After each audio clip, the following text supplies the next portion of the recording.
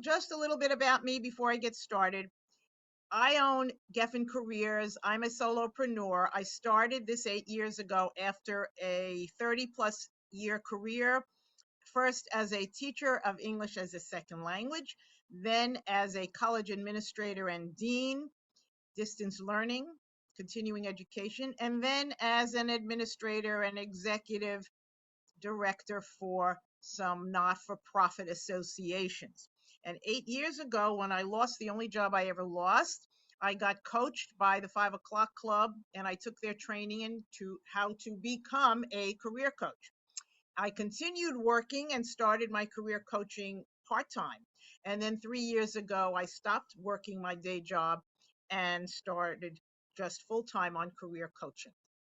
So today we're going to talk about changing careers, a how to guide. For those of you who are thinking you may not want to do what you're doing now, we're going to learn how to make the change. Okay, so the agenda for today. Why do people change careers? What are the steps? How do you figure it out? How do you do an assessment? What are some alternatives that you can think about? How do you learn about a new career? Through research and informational interviews or shadowing a professional. Perhaps you may need to take a class or volunteer before you decide to take the leap. Blake defines a career pivot or career change as doubling down on what is working to make a purposeful shift in a new related direction. Pivoting or changing in this sense is an intentional, methodical process for nimbly navigating career changes. So, what does all that mean? I'm going to break this down into some practical steps. Why do people want to change? Why do you want to change? Maybe you want more money. Maybe your job is too stressful. You want a better work-life balance. Perhaps you have a family, you have children, you have other interests, and you feel you're spending too much time on work and not enough on life. Maybe you need a new challenge. You get bored. I know for myself, I changed jobs because once I got to know the job after 2 to 4 years, I needed something new to do. I needed something more challenging. Or maybe you're just no longer passionate about the field and you found something else that you are passionate about. What are some benefits of a career change? The Jobless Survey has done some research, and they report that most people were happier after they made the change. 77% of those who made a change were happier. 75% were more satisfied. 69% felt they were more fulfilled. They had a purpose in life. They felt they were being more productive. 65% were less stressed. And of course, many people made more money, and that's one of the main reasons that people like to change jobs and careers. Here are the 10 steps for you to decide and then to make the change. Evaluate your current job satisfaction. What do you like about your current job? What do you dislike? The pros and the cons of your job. You need to assess your skills, your interests, and values. Whether you decide ultimately to stay in your current career and just get a different job in a different company, or you decide to actually change careers, you still have to start with an assessment. Then you need to consider alternatives. What else is out there that makes sense based upon your skills, your interests? Check out job options. Get informational interviews. Those are meetings with people who do a job that you think you might like to do. So you learn about what is their day like? What are their challenges? What do they like about the job? What don't they like about the job? Then perhaps you set up a job shadowing or two or three. That means you follow someone around for the day in their office or wherever they work and see what it is they're doing all day. Who are they talking to? What kind of meetings? What kind of work are they doing? Maybe you get to try out this new job or this new career by getting a part-time job or volunteering in a position that uses the same skills you would need for this new career. You may have to take a class. You may have to take a certificate. You may have to go back for a master's degree. You might have to upgrade your skills. Or ultimately, you may consider a new job in the same industry. So, once again, whether you're contemplating making a total career change or just a change to a new industry or just a change to a new company, the job search is a 5-step process. Assessment, branding, connecting, differentiating, and enhancing. And we're going to go through each of those steps because you're going to need to do those if you want to figure out your next career. So we start with assessment. When I work with clients, I do an assessment with every client. We start out with, what are your top 25 accomplishments? Everything you've ever done that you're proud of that shows results. Whether you've done it in a job, whether you've done it as a volunteer or as a consultant, or maybe you did it in college or school, part-time, summer job. Think of as many accomplishments as you can, and we'll talk about how you're going to write them up. And then you pick 6 or 7 of your top accomplishments, the ones you're most proud of, and you write stories about them. We give you some questions to answer. What were the circumstances under which you achieved this? Who did you work with? What motivated you? What actions did you take? And what were the results? And then from those 7 stories, we have a list of skills, and you check off every skill you used in each of those 7 stories. And then it will become clear what your top skills are. Then we ask questions like, what kind of environment do you like to work in? What kind of company? What's the company culture like? What kinds of people do you like to work with? And what is your unique value? Or we may say your unique value proposition. Okay, any questions before I go on into detail about accomplishments? All right, so why am I spending so much time on accomplishments with you? Because first of all, they're going to help you figure out what direction you're going to go in.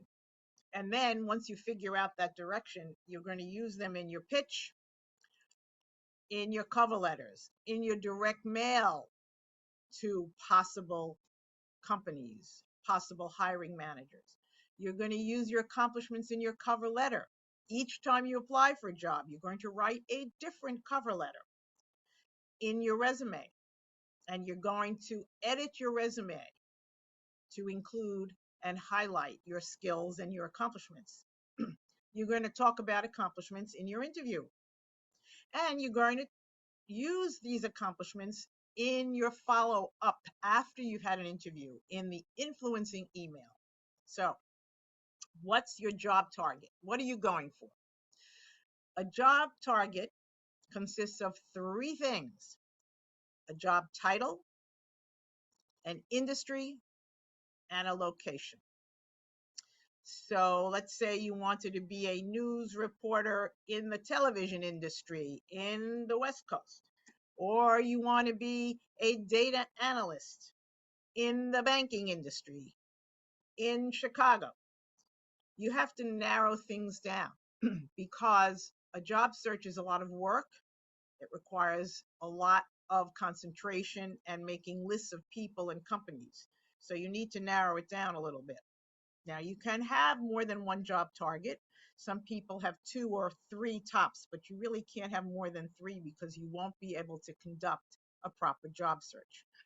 So once you fill out your skills and you know what your skills are, then we create a map, and you put your skills across the bottom on the left side and your interests across the top. So let's say you are good at writing and you like to travel. Well, you brainstorm, what kind of jobs could you do if you're a writer and you like to travel? You could be a travel writer. Makes sense, right? Let's say you're good at fundraising and you're interested in community and government. Well, you can be a political fundraiser, or you can help run a congressional campaign. Let's say you're good at facilitating groups and teaching and training, but you like computers. Well, maybe you want to be a computer trainer or a computer salesperson. So this is used as a brainstorming session to combine your skills and your interests to come up with possible job targets. So let's say you come up with some job targets. Decision time. If you have skills in math, what are the kinds of things you can do? And these are just a few. This is certainly not an unlimited list. The Dictionary of Occupational Titles is a resource, and that resource has over 60,000 job titles. So what I'm giving you here is just a very simplified list of the kinds of things you can do. If you're good in math, bookkeeper, accountant, actuary, financial analyst, certified divorce financial analyst, financial wealth manager, math teacher. There's all sorts of things you can do with math skills. Let's say you have skills in computers. You can be a coder, a data analyst, an IT specialist, a tech support person, or you might want to start your own business where you provide tech support to people in small businesses or individuals who need help with their computers, their hardware, their software. Let's say you have skills in writing. What are some of the things you can do? An editor, a publicist. You can write press releases. You can write websites. You can write brochures for people, for their businesses, marketing material. And as we said before, you could be a writer, a travel writer, or a writer in a specific field. Teaching. Of course, you could be a teacher, but you could be a coach. You can be a director of programs at a not-for-profit or in a university. You could be a corporate trainer, train people in skills such as delegation, supervision, leadership, time management. Let's say you're good at organizing. So what are the kind of things? Lots of jobs require organization. Management jobs, event planning, project planning. Lots of jobs do require organizing. Okay, I'm going to stop here for a moment. Let's see if there are any questions. See if there are any questions in the chat. Any questions, or you want to raise your hand? Tracy, do we have anybody who's asking questions? I don't see any questions. Okay. Just Okay. All right, then we'll go on. I don't want to go too fast with people. Okay. So we're going to start with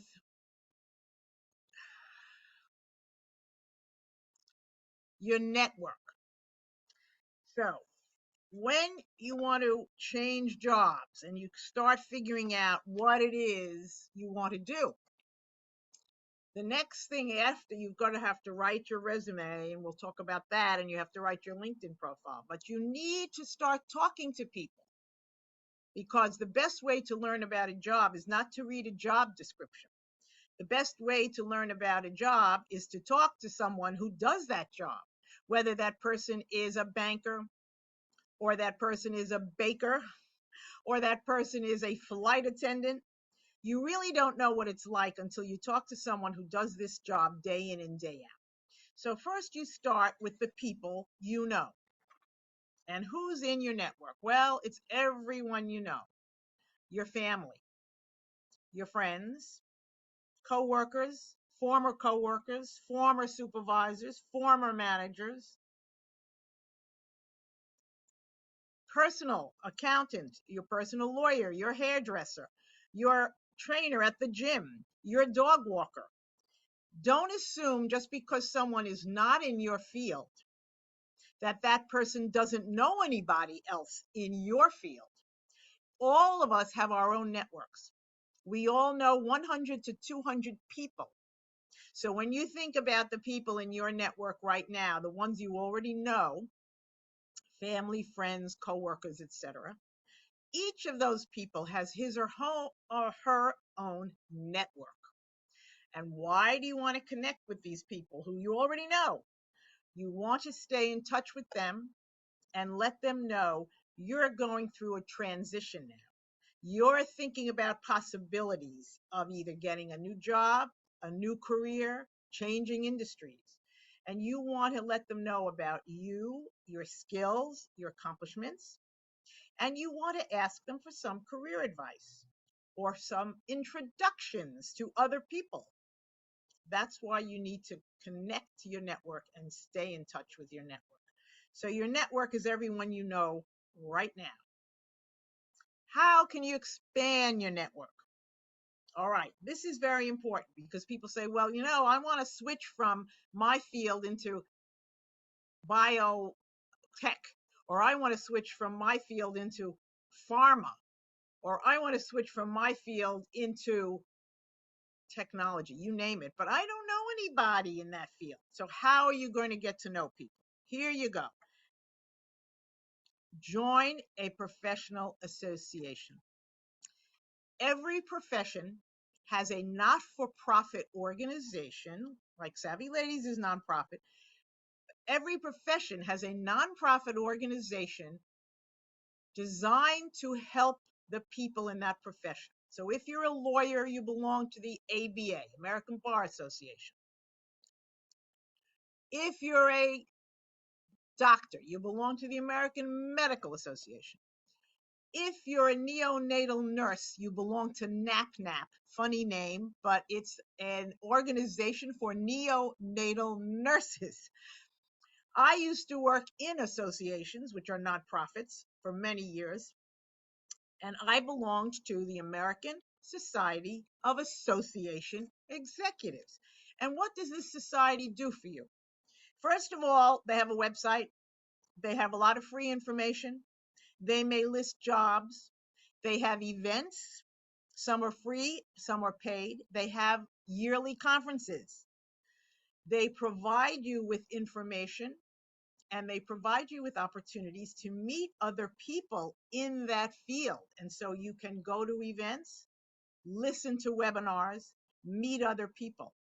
As an association professional, I belong to the New York Society of Association Professionals for over 20 years. I got to know these women very well. And when I needed a job or I needed to hire people for a job, they were there for me and they would make suggestions. And I found out where the job openings were. So it's not enough just to join an organization. You really have to get to know people. And you get to know people by going to meetings, becoming part of a team or a committee, and seeing the same people periodically once a month. So you build your relationships over a period of time.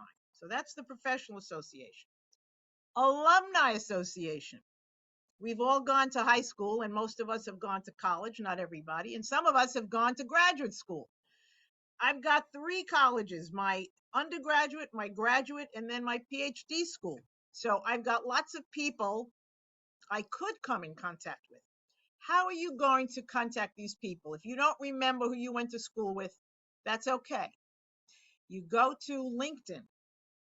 You search for the profile page for your school or college on LinkedIn. Most colleges and universities will have a page on LinkedIn. This is not their website. This is their LinkedIn. And on their LinkedIn page, you look down below the name of the college, it'll say alumni. You click on alumni. You can search alumni by years of graduation, by city or country where they live, by what they studied, by their company.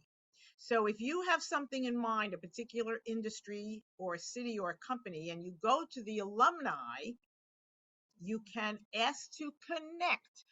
Let's say you pick New York City and you want to be in the television film business. You can look up people who are in New York City, and you can look at the list of companies where they work. And you click on the company, and it will have 5, 10, 15, 20, 30 people. You scroll down the page on your LinkedIn, and you will see the photos and the names of those people. You can click on the word connect, and up will pop a little note that says, do you want to send this person a personal note? And you say, hi, Anne, I see we're both alumni from XYZ school. I would like to connect on LinkedIn. That's your first message. You don't say you're looking for a job. You don't say you're asking for a job. You just say we're both alumni and I would like to connect. Then if that person connects to you, then your second message can be, I'm going through transition. I would love to get your career advice. Do you have time for a 10-minute call? That's it. You don't ask for a job. You say, I want to get your career advice. Do you have time for a call? And if the person says yes, then you set up a phone call or a Skype or a Zoom call. You talk to that person. You find out more about what they do. What is it like to work in that company? What are they doing for that company? Can they give you some advice? And then you can ask, could you introduce me to someone? Or can you think of other companies where I might be looking for a job? So, Alumni Association, you can join the association or not, but you can certainly expand your network through LinkedIn. Third way to expand your network, join a club that reflects your interests. Some of us like to read, we belong to book clubs. Some of us like to golf, play tennis, play cards, bowl, you name it. There's a club for everyone. Some people like to play bridge. When you join a club, everyone in that club shares that one interest. But don't forget, everyone in that club has his or her own network. They know lots of people. So you're all together because you're all playing bridge, or you're all golfing, or you're all playing tennis. Get to know the people in your club, and then you can talk to them separately, privately about your transition. Do volunteer work. Why do volunteer work? Well, if you're out of work, or if you're thinking of changing, you're still working, but you're thinking of changing, you might wish to volunteer for an organization that you feel some passion about. Maybe you're helping out with a multiple sclerosis walk, or maybe you're helping pack meals at a food pantry.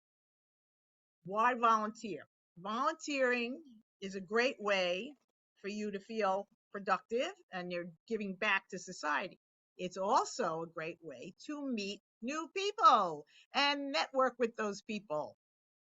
It's also a great way to get another recommendation. Because if you are a volunteer for an organization, maybe you go once a week or twice a month, the person in charge of volunteers is essentially your boss, even though you're not getting paid, but that's your manager. That person is in a position to write a recommendation for you if you're a volunteer over a period of time. And if you're not working and you want to fill a gap on your resume, volunteering is another way to do it. So volunteering is very useful, not only for network.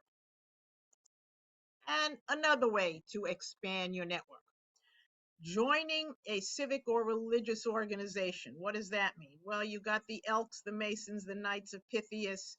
You've got temples, churches, synagogues, you name it. You don't, and I'll say this from a personal point of view, you don't have to be super religious to join a religious organization.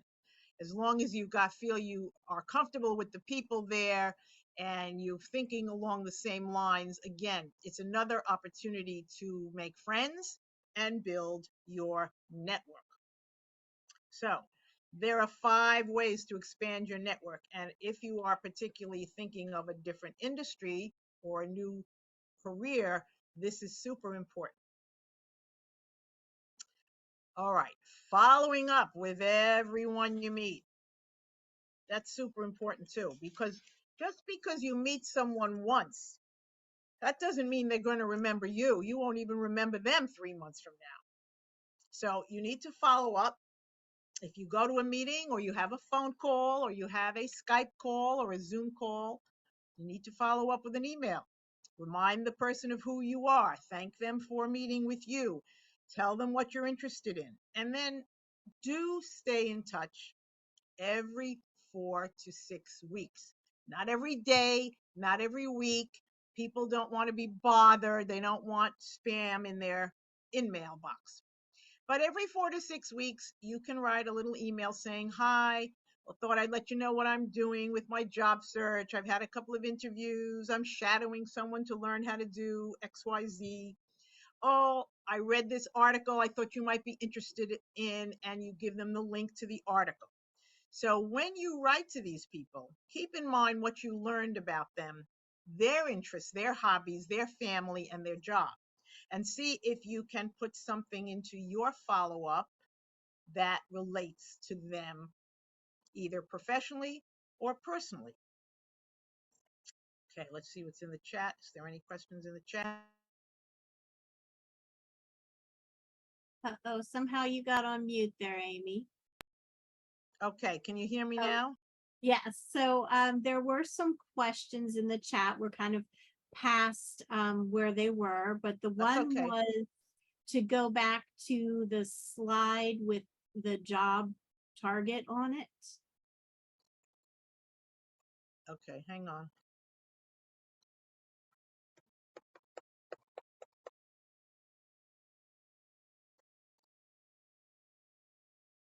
All right. Is I that think it? that was the question we had from Paige. Paige, if you had a specific question and you want to unmute yourself, you're welcome to do so.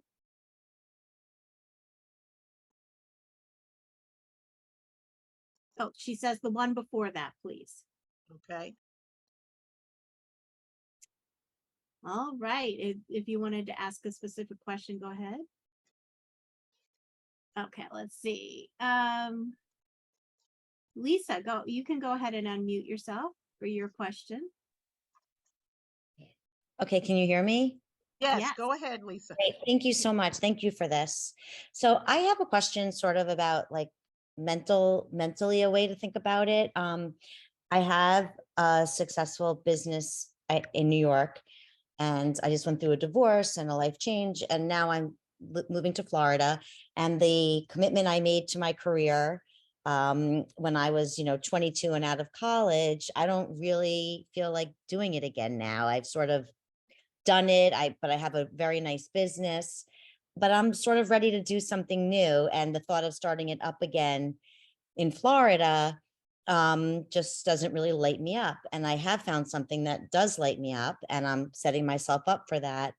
But I haven't told anyone because I'm sort of like embarrassed or ashamed, or they're going to be like, what? You love what you do. You're so good at it. You built a business. You're just going to give that up. And I'm not really giving it up. I have someone that works for me in New York and is running it, but I have to start from scratch in Florida with building new clients. And it doesn't light me up anymore. When I was 22, it lit me up, and now it doesn't. So I want to do something very different that interests me.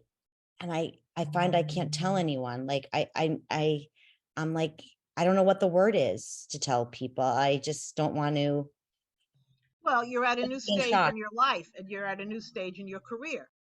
And you found a new passion that you want to devote your time to, and that's why you're doing it. I mean, there's nothing shameful about it. I changed jobs 13 times. I changed careers 3 times. First, I was a teacher. Then I was a college administrator. Then I was an association director and executive.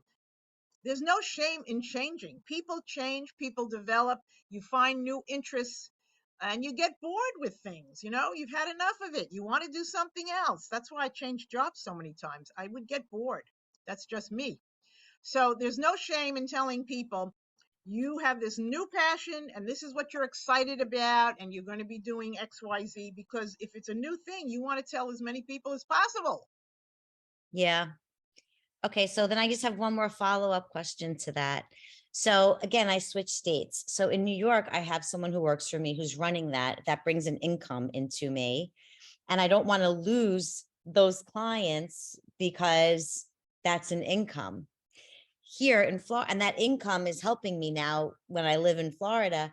But now that I'm in Florida, I do want to explore my new passion and build that business up. Mhm. And I feel like I'm afraid to tell the people in New York because they're going to be like, I don't know if they're going to stay loyal and they're going to be like, well, I like her product. I'm still going to buy it. I have, Well, what you have to do is reassure the people in New York that you are running that business in New York and you have someone helping you run the business and you're still involved, even though now you're in Florida. And they don't have to know all the details of this new thing that you're doing in Florida. right. You just want to reassure your current customer that you are going to be taking care of their needs. And I have, yes. Okay. All right. So Well, I'm just going to stand in it and say, right, I have new passion and it right. lights me up and I have the opportunity now at this stage in my life to do something new and I'm going to seize that opportunity. There you go. Thank Now, you. you might want to have an ongoing weekly little note that you send to your current customers or a little newsletter once a month. I mean, people often do that just to know that you're thinking of them and you're staying in touch. Because I don't know how often you're actually going to be talking to them since you have someone working in New York. But that might be a way to stay in touch with your current customer without having to, make phone calls to every person. Thank you very much. You're welcome. Okay. So let's I move just on. wanted to reach out to see if Evelyn had gotten her question answered. That was back further in the chat. Oh, what's the question? She had wanted to see another page as well, but looks like she was looking for the skills and job, the source for skills and jobs you mentioned. She missed the question window. Well, I mean, this is just a very short list. There's millions of skills. People either they may have creative skills. There's all sorts of skills. This is just a sampling of some basic skills that people might have and what you could do with them. What I suggest is you can go to your local library and they'll have a dictionary of occupational titles and you can flip through the pages and get ideas. And the other thing is, if you have some idea of where direction you're going to go in, again, to talk to people and see what they do. Because doing something is very different than just hearing about it. All right. And then Okay. there's Now, there was one more another question. question in the Yep. chat. The last time I applied for a job was 2007.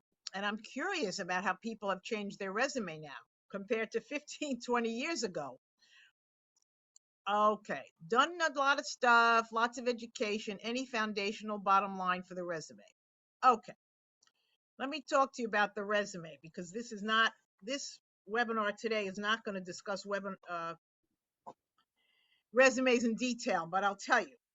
All right. The resume used to have your street address and a photo. No street address, no photo. The resume used to have references, names and contact information. No references. Okay. The resume used to just be a simple list of your jobs and what your responsibilities are. No.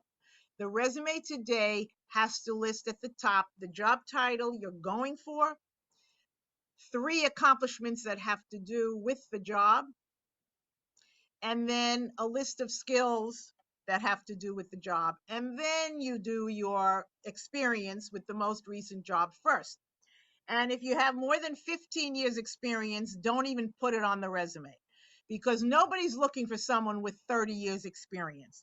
Because if you say you've got 30 years experience, they're going to say to themselves, oh, too old.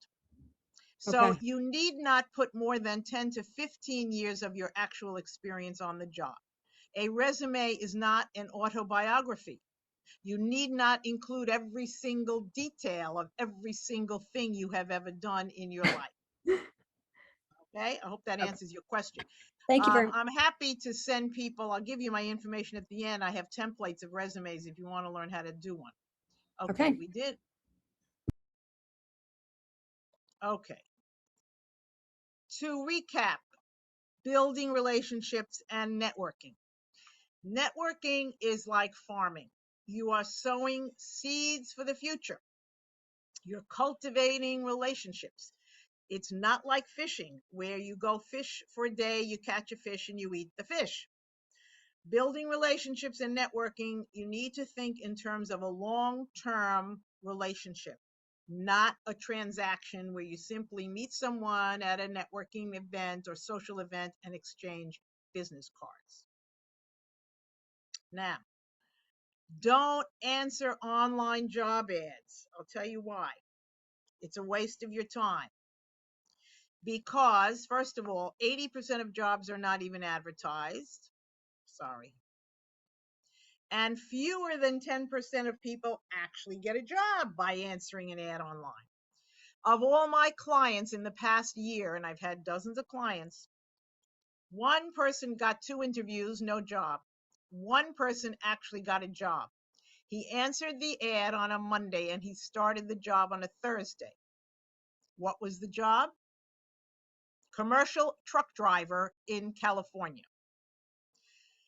Most people who are professionals with college degrees are not actually getting jobs. Even though there's tons of jobs advertised, they're not getting them online. So what's the answer?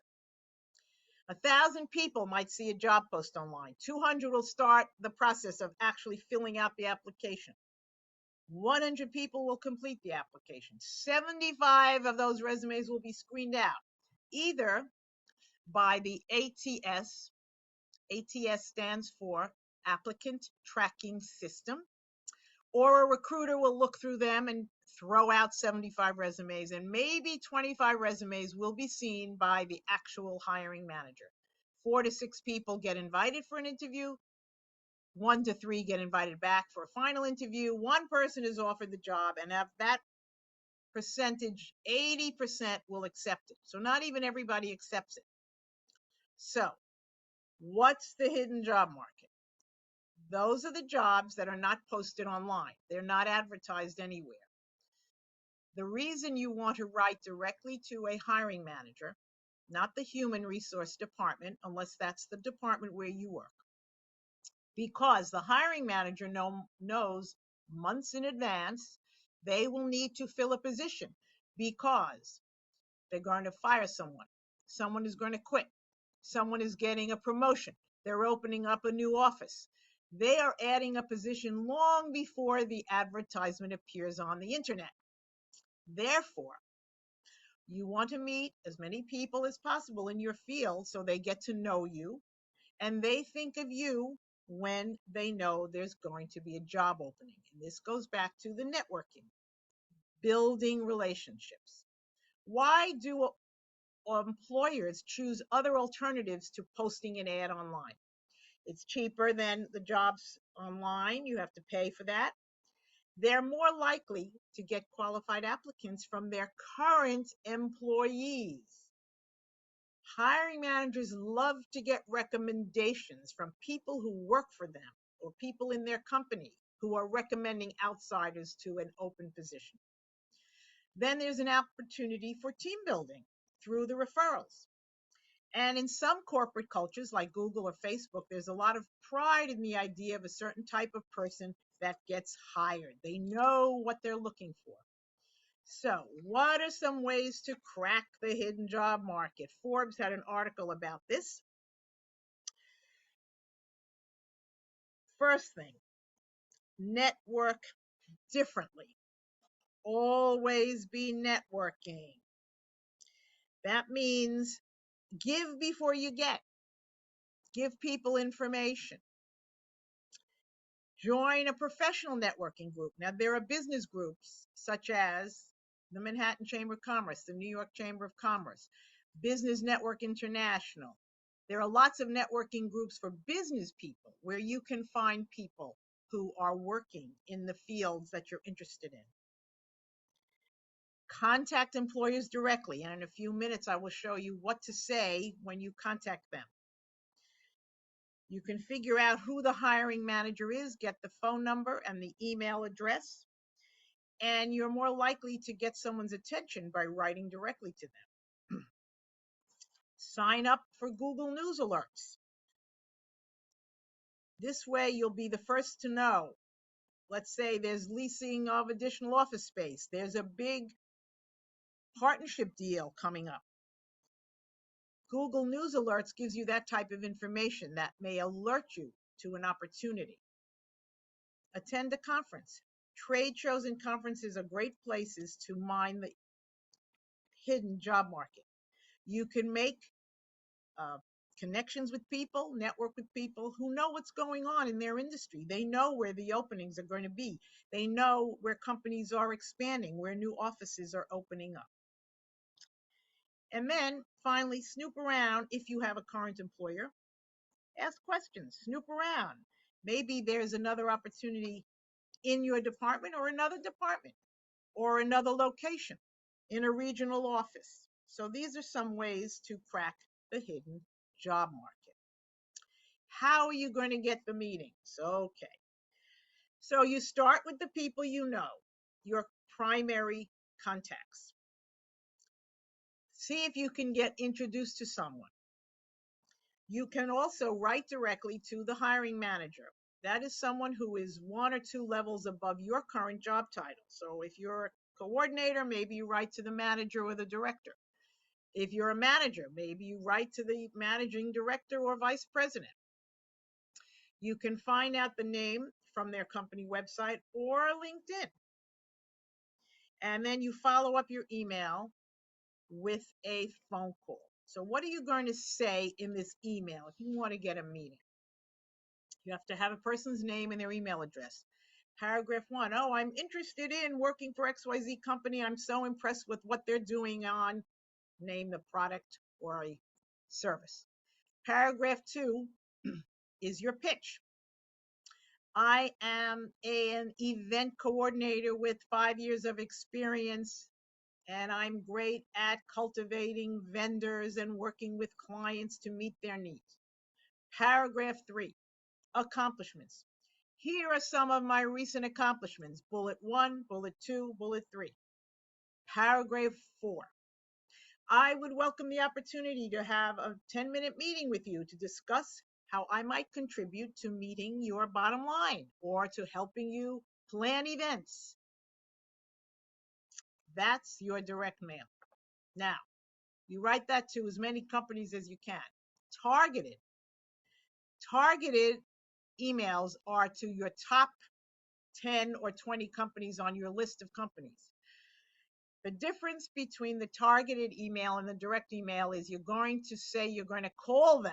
So you can only do a targeted email when you have a phone number. Once again, your first paragraph, why you're writing. I'm excited to write to you today because I'm interested in working for XYZ company. Your pitch. Paragraph 3, here are some recent accomplishments. Paragraph 4, here's the difference. I would like to meet with you for 15 minutes at a mutually agreeable time and shall call you in a day or 2 to set up a meeting. And then you have to call.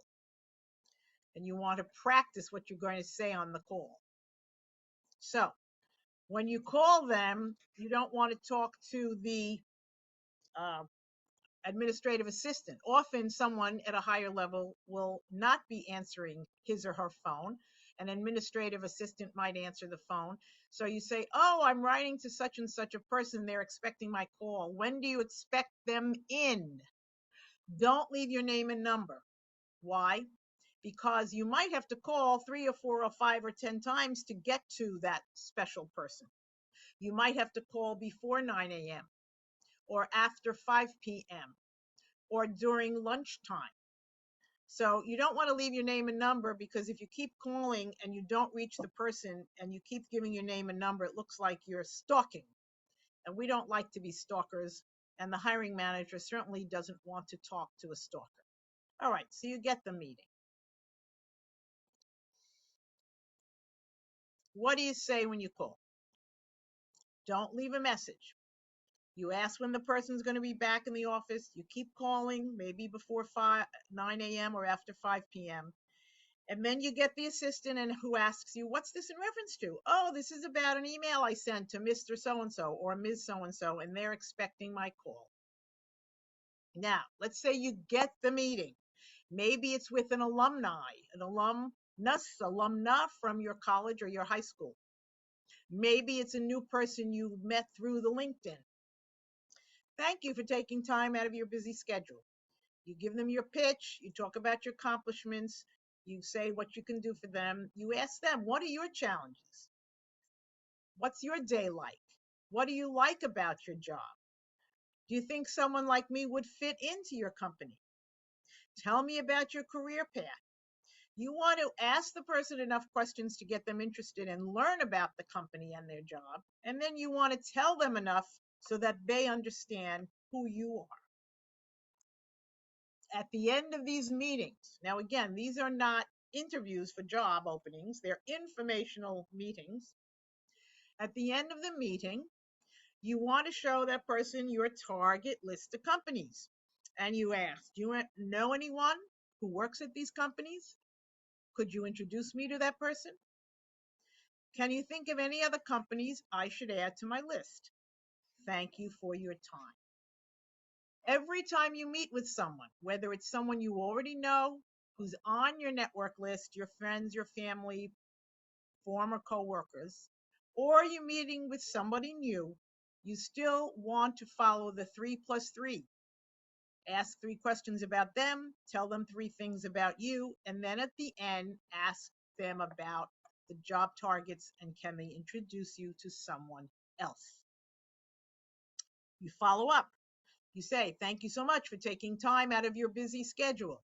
I learned that your company is busy working on a new product. You tell them what that is. As I mentioned, my skills are organizing, planning, working with vendors. List your relevant accomplishments and say at the end, I will take the liberty of staying in touch with you. And yes, stay in touch every 4 to 6 weeks. Now what? Okay, you met a bunch of people. Stay in touch with them. Keep them in the loop. Let them know what you've been doing. Keep relating. Keep building your network, adding new people to your network. Keep emailing and keep meeting with people. Now, volunteering. We started to mention this before. How can volunteering help you? You meet people in the field. You get a taste for the work and the culture of the organization. You can build your network. And you can see if you like this kind of work or see if you like this kind of organization. You can add it to your resume to fill a gap, and you can use it to get a recommendation, assuming your work is good and you have built a rapport with the manager of the volunteers. Taking a class, learning a new skill. Maybe you're picking a field that requires you to take some courses. Do you need a license for this field? Like realtor. Many real estate companies are looking for new salespeople, and they will pay for you to take the course and pay for the test. You need to study for that course. You need the license. Maybe it's a certification. Maybe you need to learn some new technology. So you need to learn all you can, get into the weeds, and meet other people so you can build your skill set. Final tips. Tips for finding a job or changing your careers. You need to wake up early every day to get started on your job search. Treat it like a job. Now, if you're not working, you need to spend 35 to 40 hours a week on your job search. It is a job. If you are working, you need to spend 10 to 15 hours a week on your job search. That might mean evenings or weekends. Network aggressively. Make 100 new contacts a month. That sounds like a lot, but there are 30 days in a month. You can contact 3 new people every day. That doesn't take a lot of time. Research the companies, find the hiring manager, search websites, not to apply for jobs, but to find out what's out there and to look at job descriptions to understand what are the requirements and the job responsibilities. So, questions and answers, everyone. Let's see if there are any more questions in the chat. Would you be interested in sending this presentation via email? Sure. Um, if you send me your email address, I'll be happy to send it to you. You've got my email here, geffina108@gmail.com. My website, feel free to look at my website, www.geffencareers.com. There's a free template, a resume template on that. You can call me, but you're better off emailing me because often I'm with a client, and so I will not answer my phone if I'm with a client. If you want to learn more about what I can do to help you with your job search, I give out free 30-minute consultations. I help people with their assessments, their branding, their resume, their LinkedIn profile. I prep people for interviews, and I coach people in how to negotiate their salary and compensation. So we still have some time for questions. So if you have questions, now's your time. Am I on YouTube? No, I am not on YouTube, but I have a lot of webinars and they're under Savvy Ladies and other places. And just so everybody knows, this webinar will be posted on our website as well. And there's a new Okay, I question. see A another couple new question here. Okay, I see another question. I'm re-entering the job market for private secondary schools, but I left my last job not on great terms. How would I approach a discussion with a new department chair? Well, you can't really say the nasty, you can't say that. I don't know why, how, or you left your last job, but you just want to say, I'm starting anew now. I took a break from my last job because I was a little stressed out or I was burnt out and I needed a break, and now I'm going back into teaching. You have to be very careful about negative things. Some negative things you can talk about and some you can't. Let's see There if was there are a any other. question right before that as well.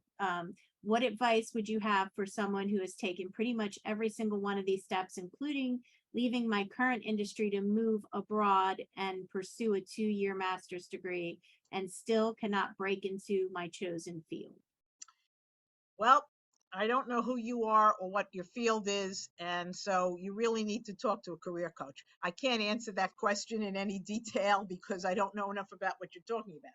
If you've done all of these, either you don't have any experience, so they're not hiring you, or you haven't connected with the right people who will trust you and are willing to hire you.